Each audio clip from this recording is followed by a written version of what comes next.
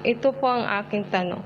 Parehas po ba ang kapangyarihan ng Panginoong Hesukristo at Diyos Ama?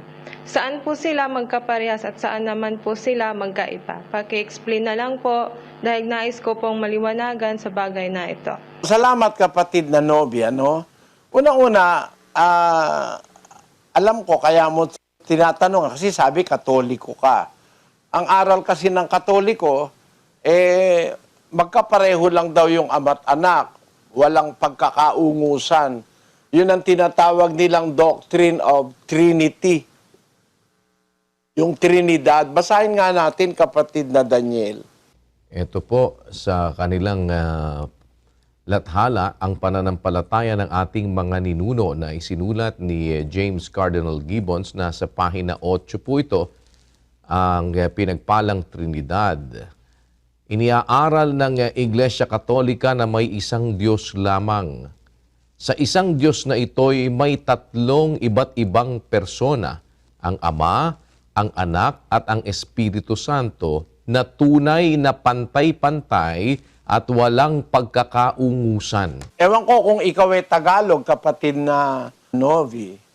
Pero yung salitang walang pagkakaungusan, malalim na Tagalog yun eh.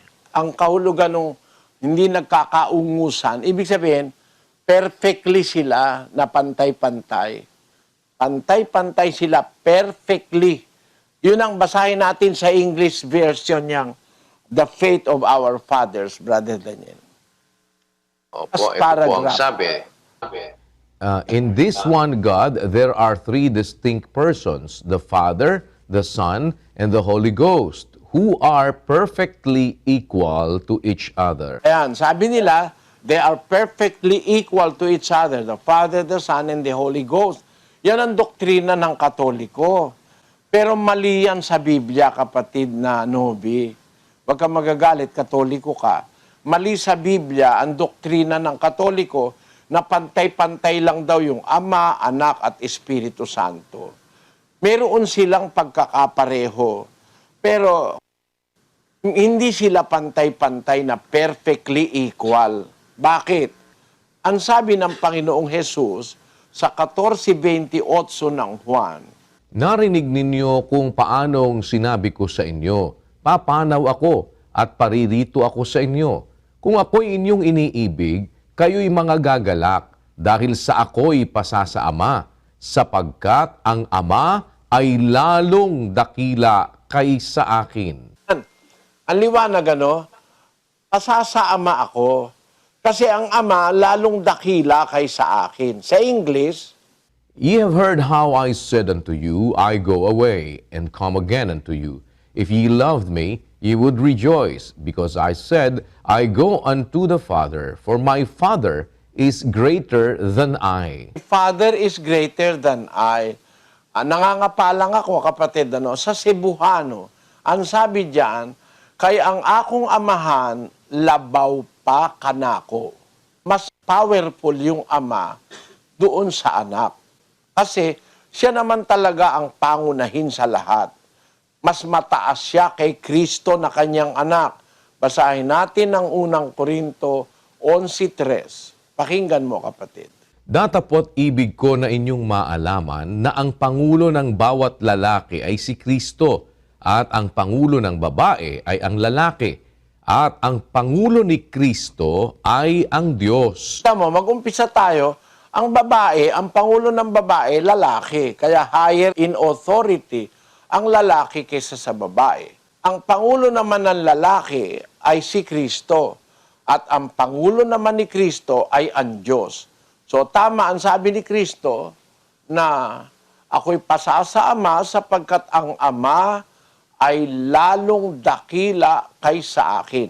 Ngayon, sa tanong mo, kapatid, saan sila magkaparehas? Magkaparehas sila, pare-pareho silang espiritu. Yung Diyos Ama, espiritu yon. Siya ang nanganak doon sa anak. Yung tinatawag na anak ng Diyos, ay ipinanganak siya ng Diyos sa espiritu. Ang Ama mismo ang nanganak sa Kanya. Diyan nga tumutol yung sagwagwa sa akin eh. Ano mo ikasinabing nanganak ang Ama? Lalaki yun. Sabi ko, ikaw pala ako ang alam mo lang nanganganak, babae.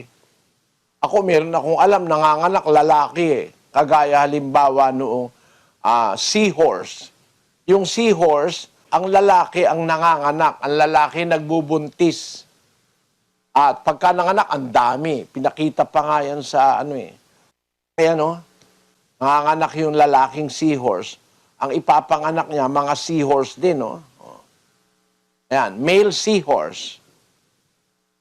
Nanganganak siya. Alam mo kapatid na Novi, ang Diyos Ama nanganak at ang ipinanganak niya ay ang kanyang anak ng nasa kalagayang espiritu. Yung ipinanganak ni Maria, yun yung katawang tao, yung laman, yung katawan na tao ng Panginoon Kristo. Pero ang ipinanganak ng Ama ay espiritu rin. Kasi espiritu yung nanganak na Ama, basahin natin sa 4:24 ng Juan. Ang Diyos ay espiritu at ang mga sa Kanya ay nagsisisamba ay kinakailangang magsisamba sa espiritu at sa katotohanan. Ayun, ang Diyos na Ama ay espiritu yan. Ayun, kung siya espiritu, nanganak siya. Basahin natin ang awit 2:7. Aking sasaysayin ang tungkol sa pasya. Sinabi ng Panginoon sa akin, ikaw ay aking anak. Sa araw na ito ay ipinanganak kita. Ang sabi ng Diyos sa Panginoong Hesus, sabi ng Panginoong Hesus, aking sasaysayin ang tungkol sa pasya. Sinabi ng Panginoon sa akin, ikaw ay aking anak. Sa araw na ito, ipinanganak kita. Ang Diyos talaga ang nanganak sa Kanya, yung Ama. Kung yung Diyos na nanganak espiritu, siyempre ang ipinanganak nun, espiritu rin. Basahin natin sa Juan 3:6. Ang ipinanganak ng laman ay laman nga, at ang ipinanganak ng espiritu ay espiritu nga. Ayan. Pag ang nanganak laman, laman nga. Kaya si Maria, laman siya, tao siya. Ang ipinanganak niya, tao, yung katawan. Pero ang ipinanganak ng espiritu, espiritu rin yun. Yung Ama, espiritu, nanganak. Hindi nila itinuturo na yung Ama mismo nanganak. Bakit nanganak? Kasi nung umpisa, nasa sinapupunan niya ang kanyang anak. Basahin natin ang 1:18 ng Juan. Walang taong nakakita kailanman sa Diyos. Ang bugtong na anak na nasa sinapupunan ng Ama, siya ang nagpakilala sa Kanya. Ang bugtong na anak na nasa sinapupunan ng Ama. Nung umpisa, yung anak, nasa bahagi ng Ama yun Espiritu yung Ama, yung kanyang anak, nasa kanyang sinapupunan. Espiritu rin yun. Para lang maintindihan natin, si Eva, bahagi ni Adan. Kinuha ng Diyos yung isang tadyang ginawang babae. Kaya si Eva galing kay Adan. Parang yung anak ng Diyos na si Kristo, ang Diyos ay espiritu, nanganak siya. Ang ipinanganak niya, yung kanyang nasa sinapupunan, na ang tawag sa Biblia, mga kapatid, mga kababayang nakikinig, huwag niyong kakalimutan at huwag kayong paloloko sa mga ministro na nagsasabi na si Kristo raw ay tao. Mali po yun. Bakit? Si Kristo po kasi sa katutubo nasa sinapupunan ng Ama, in the bosom of the Father. Ngayon, yung nasa kanyang sinapupunan na kanyang anak, ipinanganak niya. Sa araw na ito, sabi ng Ama, ipinanganak kita. Sino nanganak? Yung Ama. Ang katunayang yung Ama ang nanganak, 1:6, 1:5 hanggang 6 ng Ebreo, kapatid na Daniel. Sapagkat kanino nga sa mga anghel sinabi niya kailanman, ikaw ay aking anak, ikaw ay aking ipinanganak ngayon. At muli, ako'y magiging kaniyang ama, at siya'y magiging aking anak. Hindi sinabi ng Diyos kahit kaninong anghel na ikaw ay aking anak. Ang pinagsabihan niya lang yung kanyang talagang bugtong na anak. Ikaw ay aking anak, ikaw ay aking ipinanganak ngayon. At muli, ako'y magiging kanyang ama, siya'y magiging aking anak. Kaya katunayan, ang ama ang nanganak sa kanya. Kaya kung titignan natin, mga kababayan, mag-ingat kayo, huwag kayong madaya. Kahit dalhin ninyo sa orihinal na lingwahe ng Biblia, sa Griego, ang nakalagay sa Griego, eto, hindi lang ako marunong ng Gregong bumigkas eh. Pero mababasa nyo sa ating screen. Theon odis, ioraken pupote, monogenes theos, o on eiston kol punto patros ikenos exigisato. Ang sabi, monogenes theos, bugtong na Diyos, bigatin God. At mayroong English Bible na nag-translate ng tama. Basahin natin ang New American Standard Bible, kapatid na Daniel. No one has seen God at any time. The only begotten God who is in the bosom of the Father, He has explained Him. Yan ang pinakatamang translation dyan sa 1:18 of John. Sa iba kasing translation, the only begotten Son, monogenes huios. Oh, ewan ko kung waios yun o huios. Monogenes huios. Pero, ang sabi sa Biblia, no man hath seen God at any time. The only begotten God.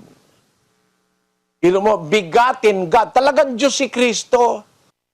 Tama naman yun kahit saan mo sintido hanapin Nanganak tao, tao'y pinanganak. Nanganak ang kambing, anak? Kabayo? Mali. Pag ang kambing nanganak, anak kambing din. Pag nanganak ang baka, anak baka rin. Pag nanganak ang tao, anak tao rin. Pag nanganak ang Diyos, Diyos ang anak. Kaya ang tawag sa Biblia, the only begotten God. Bakit sa Greek ang nakalagay, the only begotten God? At sa Greek sabi, monogenes theos. At di nyo tinuturo na ang Diyos Ama nanganak. Kasi pag tinuro nyo, mapapamalian yung aral nyo na si Kristo tao lang. Kasi ang pinanganak ni Maria, tao Tama naman ang pinanganak ni Maria, tao. Nagdalang tao si Maria bakit?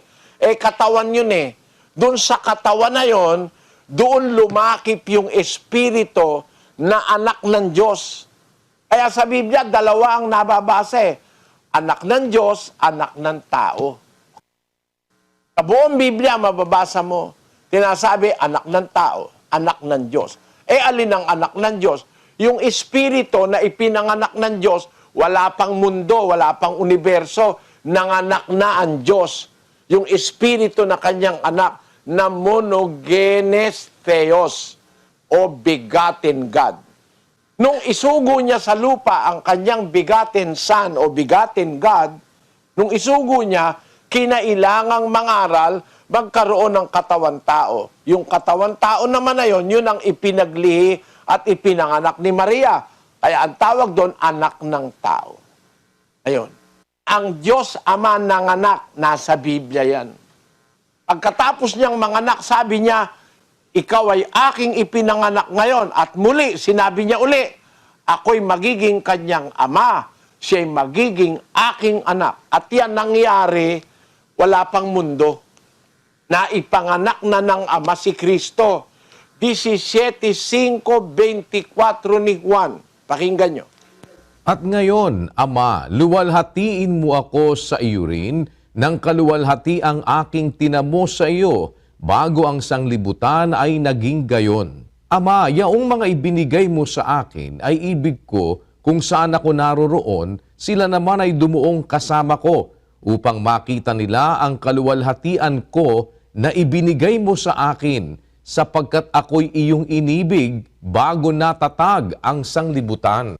Noon, bago pa natatag ang sanlibutan, inibig na ng Ama yung kanyang anak, ipinanganak na niya.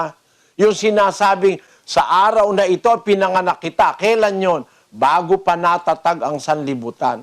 Na ipanganak na ng Ama yung kanyang bugtong na Diyos na anak. Ayan ang nakasulat sa Biblia. Monogenes theos. Bugtong na Diyos. It is rightfully translated in at least one English version of the Bible, In the American Standard Bible, no one has seen God at any time. The only begotten God who is in the bosom of the Father, He has explained Him. Kaya ito, mahirap itong tutulan na ang Diyos nanganak. Hindi nila tinuturo na ang Diyos ay nanganak. Kasi kung ang Diyos ang nanganak, yung pinanganak niya Diyos. Pero kapatid, como si Kristo, anak ng Diyos, hindi naman ibig sabihin como sila anak siya ng Diyos, pantay na sila. At saka yung Espiritu Santo, pantay-pantay. Hindi. Mas dakila ang ama kaysa anak. Talaga naman sa sentido, tama naman yun eh. Ako, anak lang ako. Siyempre, yung tatay ko, mas iginagalang ko kasi tatay ko siya eh. No? Mas may kapangyarihan yun, mas marunong yun sa akin. Nung bata ako, siguro kahit ngayon, mas marunong yung tatay ko sa akin eh. Professor yun eh. Yung tatay ko, ako naman di naman nakatapos ng high school eh. Yung tatay ko, nagturo pa sa UP yan eh. Siyempre, mas mataas yung kapangyarihan ng tatay kaysa sa anak. Ganon din naman sa Biblia. Ang ama, mataas kaysa kay Kristo sa kapangyarihan. Pareho silang espiritu, pareho silang Diyos, pero ang kapangyarihan ng ama ay nasa ibabaw ng kapangyarihan ni Kristo. Naunawaan mo, kapatid na Nobi? Opo, salamat po sa Diyos. Salamat.